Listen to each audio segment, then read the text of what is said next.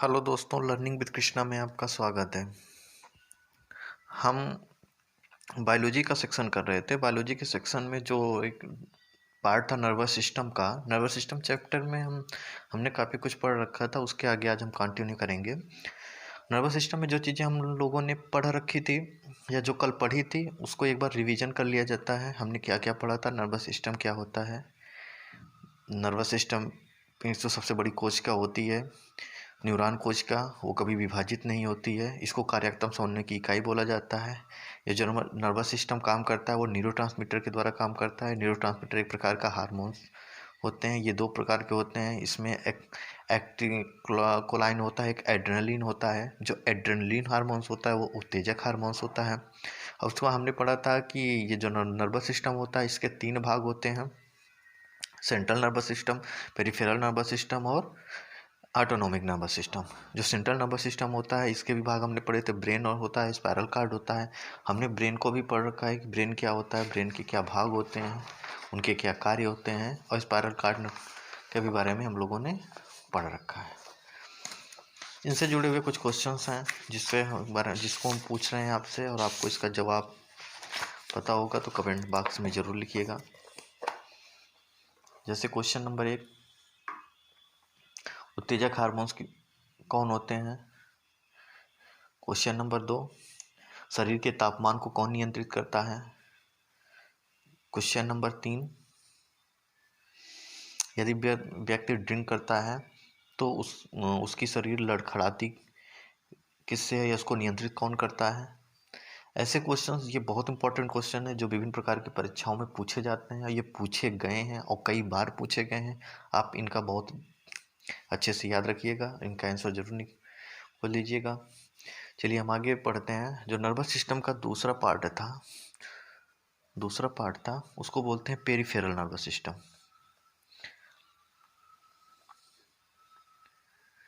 Peripheral nervous system, जो peripheral nervous system होता है, ये सेंट्रल नर्वस सिस्टम जो भी सूचनाएं देता है, जो सूचनाएं सेंट्रल नर्वस सिस्टम देता है, उन सारी सूचनाओं को ये पेरिफेरल नर्वस सिस्टम जो है तंत्रिकाओं के माध्यम से संचालित करता है।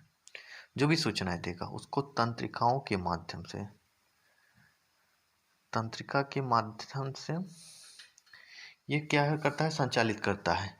ये दो प्रकार की होती है। पेरिफेरल नर्वस सिस्टम कितने प्रकार की होती है? दो प्रकार की होती है। एक होता है कार्नियल, एक होता है स्पाइनल। जो कार्नियल होता है ये 12 जोड़ी होता है, और जो स्पाइनल होता है ये 31 जोड़ी होता है। नंबर तीसरा आता है ऑटोनॉमिक नर्वस सिस्टम।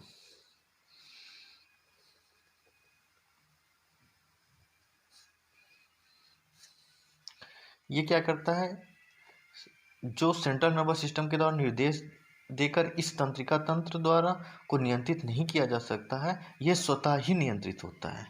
ऑटोनोमिस क्या है, इसका हिंदी होता है स्वाधीन।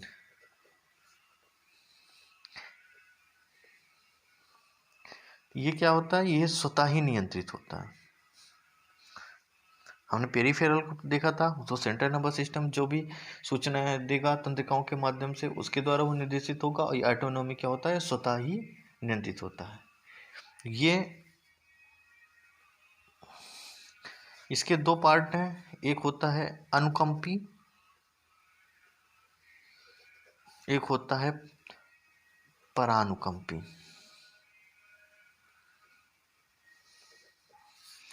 जो अनुकंपी होता है वो अनुकंपी में क्या होता है, ऑटोनॉमिक नर्वस सिस्टम के अनुकंपी में होता है। इस प्रक्रिया में हृदय की गति बढ़ जाती है, आंखों की पुतली फैल जाती है, हृदय की गति बढ़ जाएगी, आंखों की पुतली फैल जाएगी, इसका ब्लड प्रेशर बढ़ जाता है। होता क्या है कि इसमें जो एड्रेनलिन हार्मोन्स है, एपिनेफ्रिन नामक हार्मोन्स एड्रेनलिन मेडुला से स्रावित होगा और स्रावित होता है जिसके स्राव से हृदय गति में वृद्धि हो जाती है, क्योंकि वो उत्तेजक हार्मोन है। उत्तेजक हार्मोन है तो सीधी बात है, वो हृदय गति को बढ़ा देगा, ब्लड प्रेशर को बढ़ा देगा, हृदय गति बढ़ जाएगी। और जो परानुकंपी में क्या है कि यह अनुकंपी के जस्ट विपरीत होता है, ये आरामदायक स्थिति होती है। इसमें क्या होगा, ये आरामदायक स्थिति है,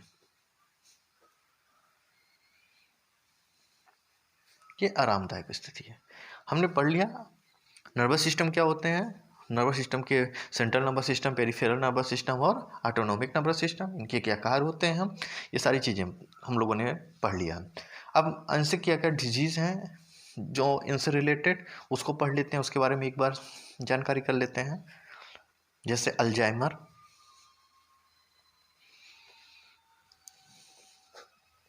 अल्जाइमर क्या है, ये मस्तिष्क से संबंधित बीमारी है। इसमें क्या होता है कि जो न्यूरॉन सेल है, न्यूरॉन सेल इसमें घट जाती है। जब न्यूरॉन सेल घट जाती है तो न्यूरॉन सेल घट जाती है तो न्यूरॉन सेल घट जाएगी तो क्या होगा, याददाश्त क्षमता घट जाएगी। और याददाश्त क्षमता घट जाती है तो इसी को हम बोलते हैं कि आपको अल्जाइमर। खास करके ये वृद्धों में होता है, जिनकी उम्र 60 से प्लस हो जाती है, तो उनमें ये चीज़ें न्यूरॉन सेल धीरे धीरे मरने लगती हैं, तो घट जाती हैं, उनकी संख्या कम हो जाती है, तो उनको याददाश्त की प्रॉब्लम होने लगती है। और एक क्या नाम है, करंट की बात है कि जो लंदन में इसके लिए एक सम्मेलन किया गया था, जिसमें G18 के जो सदस्य देश थे, उन्होंने इस पर मुद्दे पर बात की, और इस बीमारी के रोकथाम के लिए उन्होंने इस पे काम करने के लिए एक सम्मेलन किया है। उसके आधार पे ये नई नई खोजों के द्वारा इस काम को किया जाएगा कि ये अल्जाइमर जैसी बीमारी पे भी कंट्रोल किया जा सके। हम एक दूसरी बीमारी है, हम लोगों ने नाम सुना है जापानीज इंसेफ्लाइटिस।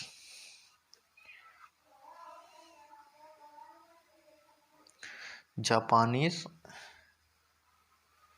इंसेफ्लाइटिस के बारे में, ये एक प्रकार की बीमारी है। होता क्या है कि जो ये बीमारी है, इसका वाहक तो मच्छर है, इसका वाहक तो मच्छर है, और लेकिन इसका जो मेन सोर्स होता है, मेन सोर्स जो होगा वो मेन सोर्स इसका पक्षियों के द्वारा, पक्षी होते हैं या पिग, ये इसके मेन सोर्स होते हैं इस बीमारी को होने के लिए। पहले क्या होता था कि जो जापानी एन्सेफेलाइटिस होता था, तो इसकी वैक्सीन भारत में नहीं बनी हुई थी। भारत किससे आयात करता था, चाइना से आयात करता था। आज भारत के पास इसकी वैक्सीन बनी हुई है, और यह भारत इसका अच्छे से इस्तेमाल कर रहा और इस बीमारी से अपने लोगों को बचा है। एक बहुत प्रचलित शब्द है जो हम लोग काफ़ी देखते हैं, EEG। इसका काफ़ी एग्जाम में इसका फुल फॉर्म पूछा जाता है। इसको बोला जाता है इलेक्ट्रो इंसेफेलियो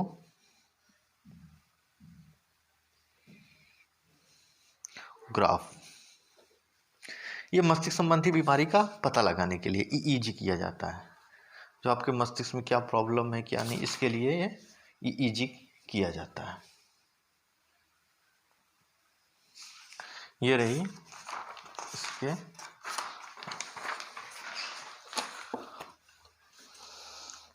इसके बाद हमने अगर मस्तिष्क पढ़ लिया है, ब्रेन पढ़ लिया है, तो हम आज ह्यूमन ईयर के बारे में पढ़ते हैं। जो मानव कान होता है वो बाहर से जो दिखता है केवल उसका आउटर पार्ट होता है, जो बाहर से दिखता है इसका आउटर पार्ट होता है। इसमें एक मिडिल पार्ट होता है और एक होता है इनर पार्ट। जो आउटर पार्ट होता है,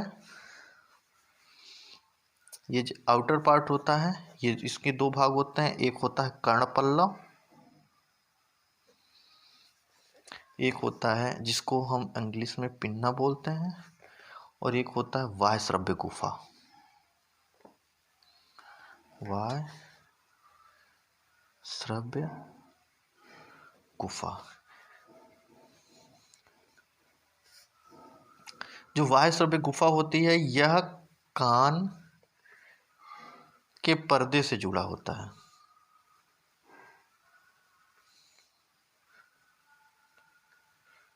हमारे शरीर में एक और जो एक कर्ण पल्लव होता है, ये हमारे शरीर में एक अवशोषी अंग के बराबर, जो अवशेषी अंग होते हैं उनकी तरह होता है।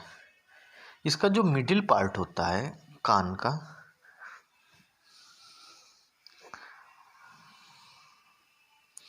मिडिल पार्ट में क्या होता है कि जब हम कोई ध्वनि जैसे हम बोलते हैं, तो जब ये कान के आउटर पार्ट से मिडिल पार्ट में पहुंचता है, तो ये क्या करता है, यहाँ पे 3 प्रकार की हड्डियाँ होती हैं, 3 हड्डियाँ जुड़ी होती हैं। इसमें पहली हड्डी होती है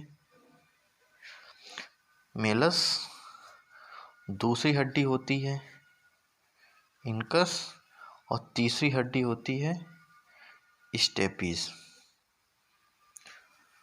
ये 3 जोड़ी हड्डियाँ होती है। जो मेलस होता है, ये जो मेलस हड्डी होती है, ये हड्डी केवल उभयचरों या तथा सरीसृपों में पाई जाती है। जो पक्षी होते हैं उभयचर होते हैं तथा सरीसृप पाए जाते हैं।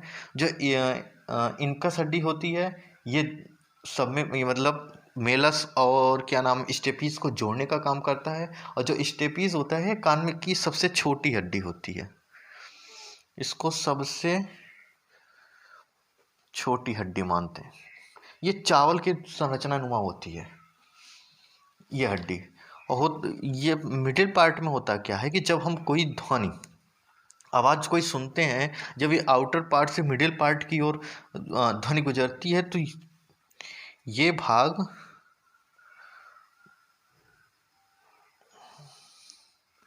ध्वनि ऊर्जा को किसमें बदल देता है, यांत्रिक ऊर्जा में। ये भाग ध्वनि ऊर्जा को यांत्रिक ऊर्जा में बदलेगा। किससे बदलेगा, जो इसके पास ये 3 जोड़ी हड्डियां हैं, इन्हीं के माध्यम से ये ध्वनि ऊर्जा को यांत्रिक ऊर्जा में बदल देता है। जब ये यांत्रिक ऊर्जा में बदल जाता है, तो ध्वनि पहुंचती है, ये यांत्रिक ऊर्जा के रूप में ध्वनि पहुंचती है इनर पार्ट में, अंतःकरण जिसे बोलते हैं। तो यह यांत्रिक ऊर्जा को हाइड्रोलिक में और विद्युत में परिवर्तित करता है। यांत्रिक ऊर्जा को किस में परिवर्तित करता है, यांत्रिक ऊर्जा को हाइड्रोलिक में विद्युत ऊर्जा में, ये विद्युत ऊर्जा में परिवर्तित करता है। इसमें क्या होता है कि इसमें 2 भाग होते हैं इनर में, एक को कहा जाता है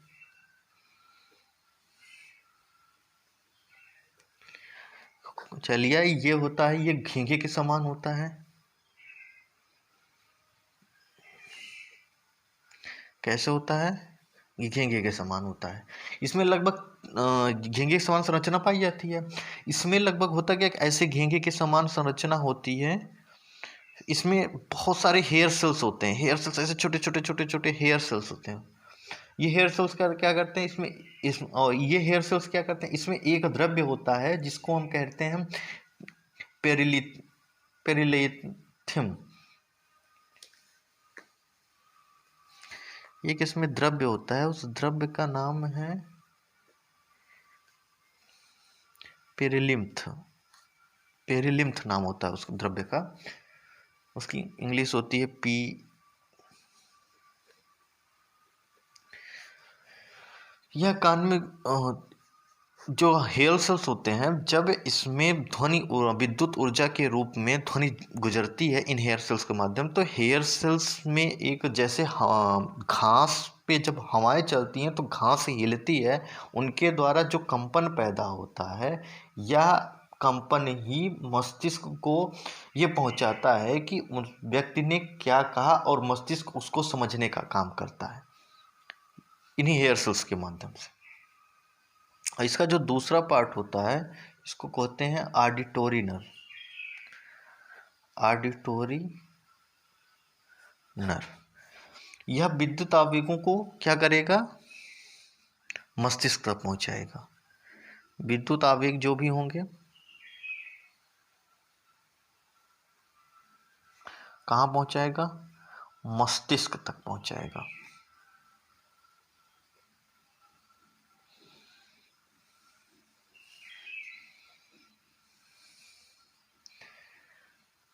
जब मस्तिष्क में पहुंचता है तो इसके जो तंतु होते हैं वो मस्तिष्क के सेरिब्रम से जुड़े होते हैं। हमने आपको बताया था सेरिब्रम। सेरिब्रम क्या होता है? बुद्धिमत्ता का केंद्र होता है, याददाश्त का केंद्र होता है, सुनने का क्या नाम केंद्र होता है, सोच का केंद्र होता है। तो ये सेरिब्रम से जुड़ता है और सेरिब्रम में जब ये जाता है तो इसका जो संबंध होता है वो तंत्रिका तंत्र के माध्यम से होता है और हम उसी प्रकार से रिएक्शन करते हैं।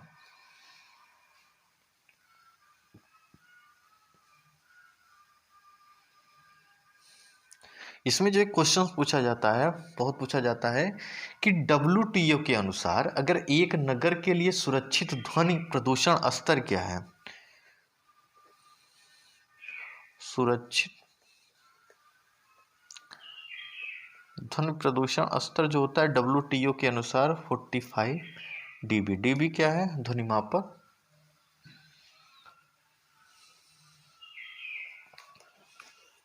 ये हमारा कान मतलब ह्यूमन ईयर के बारे में हो गया कि इसके क्या पार्ट होते हैं। अगर outer part, middle part, inner part. Outer part में क्या होता है? जो कर्ण पल्लव होता है और जो वायु गुफा जो हमको दिखाई पड़ता है।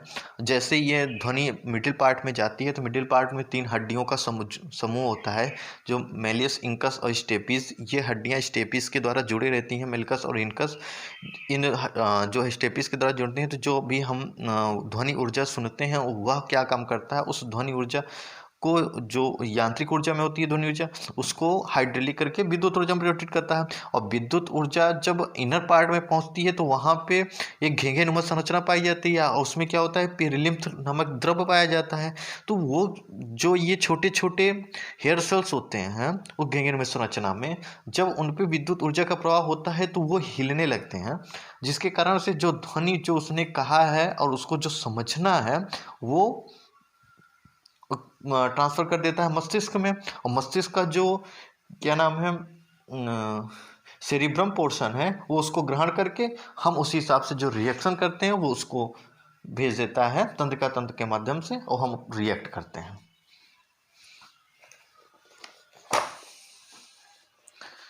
हम पढ़ते हैं नोच के बारे में। नोच क्या है? इसको ओफ्लेक्टरी रिसिप्रोटर्स कहते हैं, इसे धान प्रदेश भी कहते हैं। इसमें क्या होता है? नक में एक म्यूकस होता है, ये एक चिपचिपा पदार्थ होता है।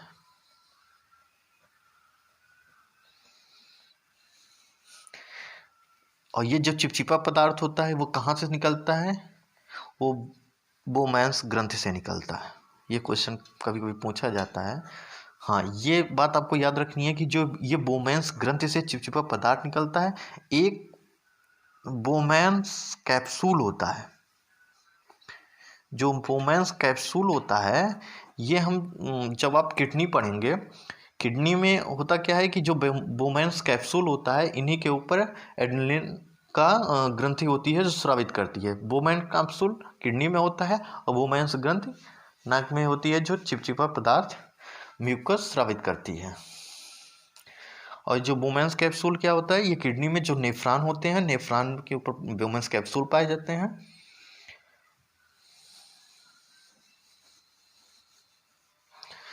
हाँ, कुछ जानवर होते हैं जिनमें जेकॉप्सन ऑर्गन पाया जाता है। जेकॉप्सन ऑर्गन पाया जाता है। ये क्या करता है? ये सूंघने से संबंधित होता है।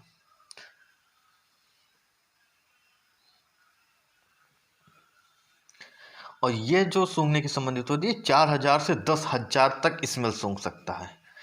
कुत्ते में सबसे ज़्यादा 100 टाइम्स, मनुष्य से कुत्ते में 100 टाइम्स सूंघने की क्षमता होती है।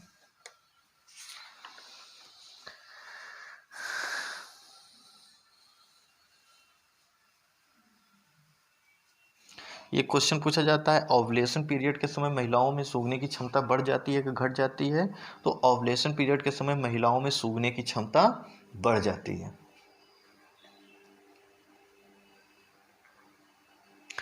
अगर तीत पढ़े, अगला तीत, जिसमें अध्ययन किया जाता है स्टडी फॉर टीथ को उसको बोलते हैं ओडोंटोलॉजी। क्या बोलते हैं?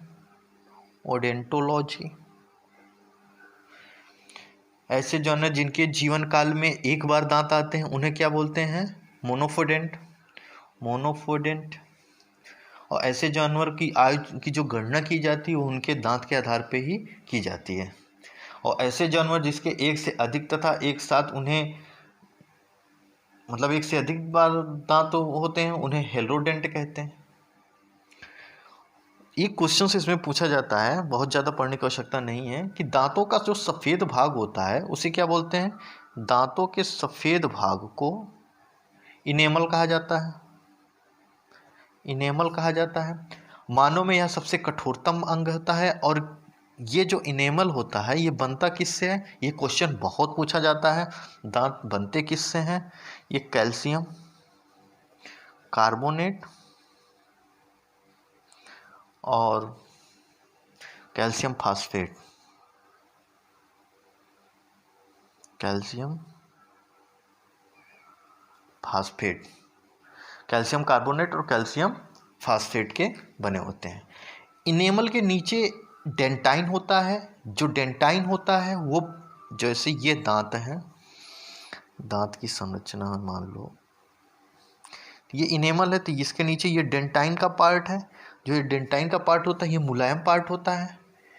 ये दांतों से लगा, मसूड़ों से लगा हुआ था, ये मुलायम पार्ट होता है। और डेंटाइन के नीचे जो होता है, जो इसके नीचे जो पल्प तंत्रिकाएं होती हैं जो दांतों को सीमेंटम जबड़े से जकड़ कर रखती हैं। और मानव में 4 प्रकार के दांत पाए जाते हैं। कौन कौन से दांत पाए जाते हैं? 4 प्रकार के। वो 4 प्रकार में कौन कौन से हैं? इंसॉसर, जिसको कृंतक बोला जाता है। दूसरा है केनाइन, इसको बोला जाता है रदनक। तीसरा है प्रीमोलर्स,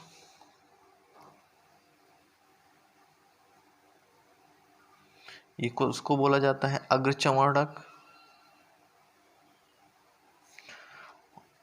मोलर, चर्वणक। जो कृंतक होता है ये काटने में, बच्चों में सबसे काटने में काम आता है। और बच्चों में सबसे पहले ये क्वेश्चन पूछा जाता है, बच्चों में सबसे पहले कौन सा दांत आता है? तो कृंतक आता है। रदनक होता है, इसको चीरने फाड़ने में काम आता है। और मांसाहारी जानवरों के ये नुकीले होते हैं। और ये इन दोनों दांतों का काम चबाने में आता है।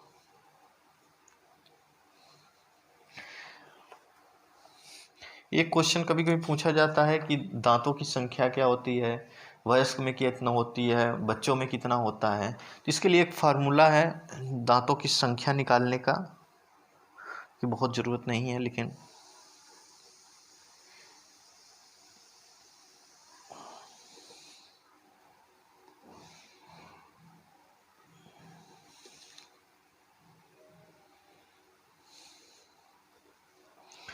ये ऊपर के दांतों के हैं, ये नीचे के दांतों के हैं। इंसेसर्स नीचे 2 ऊपर 2, केनाइन नीचे 1 ऊपर 1, प्रीमोलर जो होता है नीचे 2 ऊपर 2, मोलर जो होता है नीचे 3 ऊपर 3। इन सबको जोड़ लिया जाए, 2 1 3 2 5 3 8, 8 8 16 दूनी 32, टोटल दांत 32।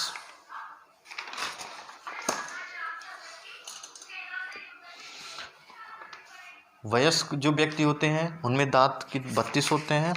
और जो 18 से, ये क्वेश्चन पूछा जाता है, जो वयस्क हैं इनमें 32 दांत।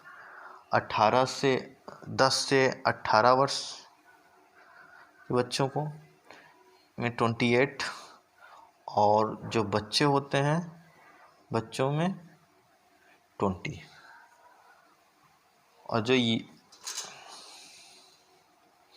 इतने दांत पाए जाते हैं। दांत में एक, दांत के लिए एक थेरेपी होती है RCT। कभी कभी इसका फुल फॉर्म पूछ लिया जाता है। इसको कहते हैं रूट कैनाल ट्रीटमेंट। ये दांत जब खराब होता है तो आरसीटी उसका किया जाता है। हाँ, एक क्वेश्चन हमेशा पूछा जाता है, जो हाथी का दिखाने वाला दांत है, हाथी के खाने के दांत और होते हैं, दिखाने के दांत और। हाथी का जो दिखने वाला दांत होता है वो कौन सा दांत होता है? वो इंसाइजर होता है, इंसाइजर होता है।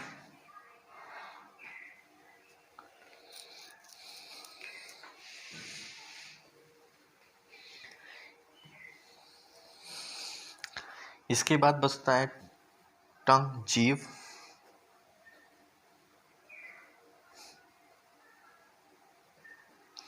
इसमें कुछ ज़्यादा विशेष नहीं पढ़ना रहता है। अगर देखा जाए, जो जीव की संरचना से अक्सर क्वेश्चंस पूछे जाते हैं कि जिसके अग्रभाग में होता है वो क्या होता है। जो इसका अग्रभाग होता है ये मीठा होता है, ये मीठे का हमें बोध कराता है। जो इसके जस्ट पार्ट पीछे भाग होता है ये नमकीन का बोध कराता है। ये पूछा, ये यही क्वेश्चन इसमें आते हैं, आगे के भाग क्या करते हैं उसके बाद के। और ये जो इसके पीछे का भाग होता है ये हमें खट्टा का बोध कराता है। और ये सबसे लास्ट का पार्ट होता है हमें तीखा। जब हम मिर्च खाते हैं तो हमको सबसे लास्ट में ही बहुत तीखे का अनुभव होता है।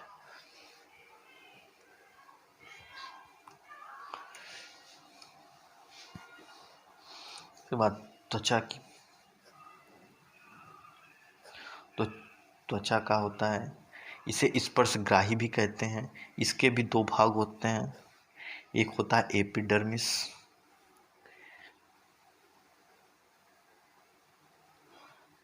एक होता है डर्मिस। इसको बोलते हैं उपत्वचा, इसको बोलते हैं त्वचा। जो उपत्वचा होता है ये बाहरी भाग होता है, बाहरी परत, ऊपरी परत होती है त्वचा की। इसमें कोई भी रक्त वाहिनी नहीं होती है, याद रखिएगा। ऊपरी परत पे कोई भी रक्त वाहिनी नहीं होती है, कटने पर दर्द नहीं होता है जैसे कि बाल और नाखून। इसी ऊपरी परत पे ही कोल्ड क्रीम लगाई जाती है। और जो सांप का केचुल होता है वो एपिडर्मिस है। ये क्वेश्चन पूछा जाता है, सांप का केचुल एपिडर्मिस है। जो डर्मिस होती है त्वचा होती है, जैसे ये ऊपरी भाग है ये एपिडर्मिस है, ये जो नीचे का भाग है ये त्वचा है। तो इसमें बहुत सारे रंध्र बने होते हैं।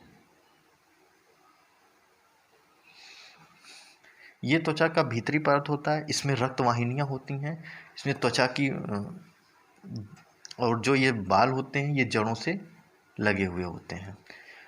त्वचा में यानी कि त्वचा में दो ग्रंथियां पाई जाती हैं, एक पसीने की ग्रंथि होती है,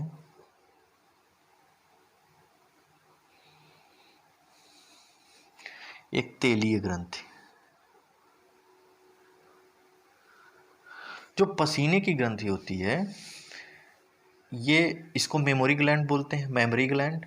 और जो तेलीय ग्रंथि होती है इसे चिपचिपा पदार्थ ये बालों से होके निकलता है, जो रंध्र बाल के होते हैं इन्हीं से होकर के ये तेलीय ग्रंथि से चिपचिपा पदार्थ निकलता है।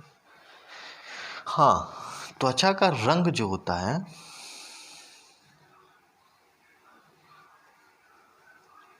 कौन सांवला है, कौन ज़्यादा साफ है, इसका रंग मिलेनिन पर निर्भर करता है। मिलेनिन पदार्थ इस पर निर्भर करता है। ये क्वेश्चन पूछा जाता है, त्वचा का रंग किस पर निर्भर करता है? तो त्वचा का रंग मिलेनिन पर निर्भर करता है।